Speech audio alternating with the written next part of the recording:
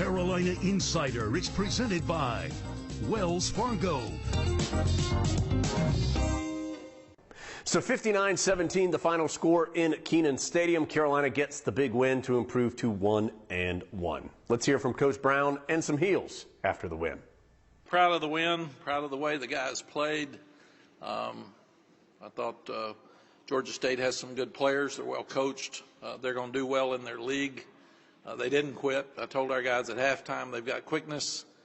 They really chase the ball hard. They're trying, and this is a really good test for us, getting ready to go back into league play next week.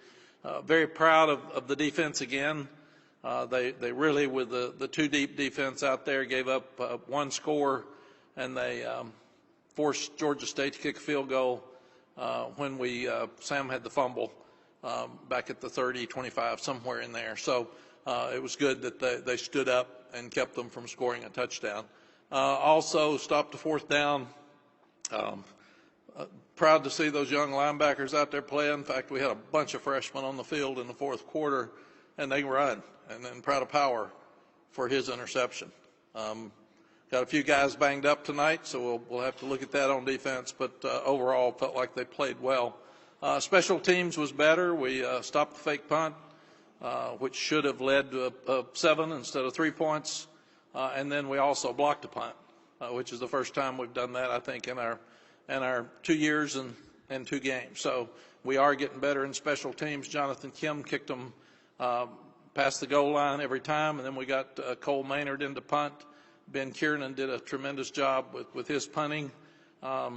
So we did miss a field goal, which we can't do. But overall, thought the kicking game was good. And then offensively, we didn't run the ball well the first half, and we still have some work to do in that area. We've got to look at it, but we got more confidence in the second half. I think we scored on 5 straight drives, and glad to see both Jacoby and Drake get in there. And Sam played really, really well. He played like the Sam we all know. So glad he got back on track as well.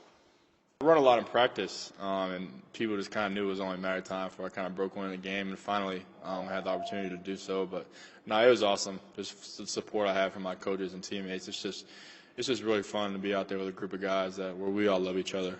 So it's just super fun. I'm just super blessed to be on this team with these guys. And do you feel like he gets enough credit as a runner, as a quarterback? Chris, he's worked so hard to slim down and be more flexible, and he's so strong that I'm really, really proud of the way he runs. And he escapes from the pocket some. He can run the option some. We moved him some in the second half, which I thought helped. And he throws so well on the run. So, and I think you're right, Chris. He doesn't get the credit he deserves for his ability to run.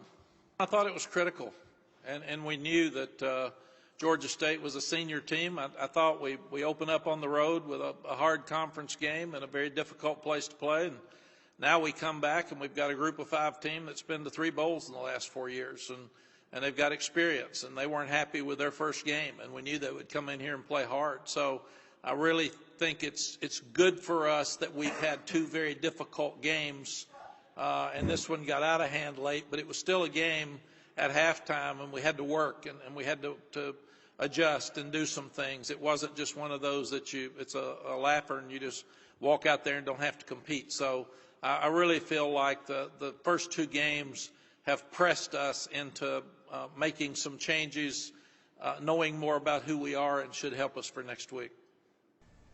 Look forward to seeing you again next week here on the Carolina Insider. And, man, a big one coming next weekend as Virginia comes to town in a key early season Coastal Division matchup. We'll talk about that and more next week on the Carolina Insider. Carolina Insider is presented by Wells Fargo, official sponsor of Carolina Athletics. And brought to you by Coke Zero Sugar.